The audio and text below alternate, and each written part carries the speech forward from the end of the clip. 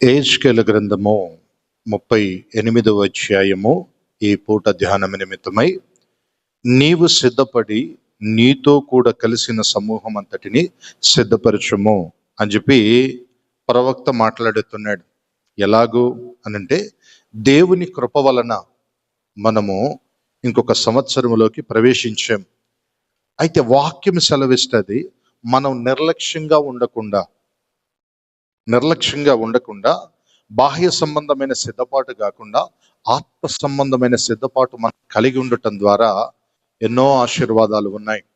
అది ఎలాగో అని చెప్పేసి అంటే, లూకాసు వార్త 21వ అధ్యాయం 36వ వచనములో, జరగబోవు వీటినెల్లా ఎదుర్కొని మనుష్య కుమారుని ఎదుట ప్రార్థనా జీవితము కలిగి ఉండాల. మనము ఎప్పుడైతే ప్రార్థనా జీవితం కలిగి ఉంటామో ఇవన్నీ ప్రతి ఒక్కటి మనం తప్పించుకోగలుగుతాం, ప్రతి ఒక్కటి మనం జయించగలుగుతాం. కొంతమందికి ప్రార్థన జీవితం ఉండదు. ఆ ప్రార్థన జీవితం లేకపోవటం వలన వాళ్ళు సిద్ధపడలేరు, ఇతరులని సిద్ధపరచలేరు. ఇప్పుడు సంఘం ఉందనుకోండి, సేవకుడు సిద్ధపడాలా, సంఘాన్ని సిద్ధపరచాలా. కుటుంబం ఉందనుకోండి, అవునా, తల్లి తండ్రి సిద్ధపడాలా, పిల్లల్ని సిద్ధపరచాలా, అవునా.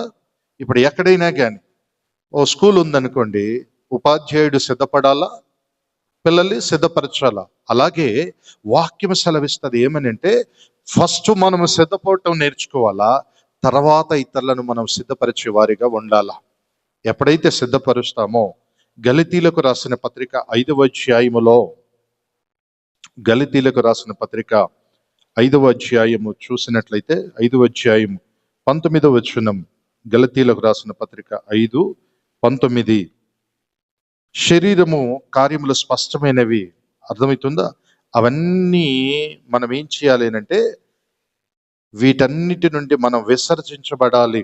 ఈ శరీర కార్యములన్నీ మనం విసర్జించుకొని, అర్థమవుతుందా, క్రీస్తును అంగీకరించిన బిడ్డలము గనుక మనము మరణములో నుండి జీవములోనికి వెళ్తున్నాము అనేది వాస్తవము.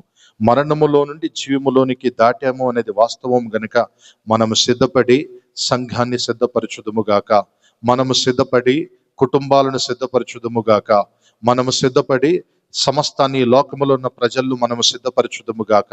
యేసయ్య రాకడ కొరకు ప్రతి ఒక్కరిని సిద్ధపరిచి మనము సిద్ధపడి ఉందుముగాక. ఆమేన్.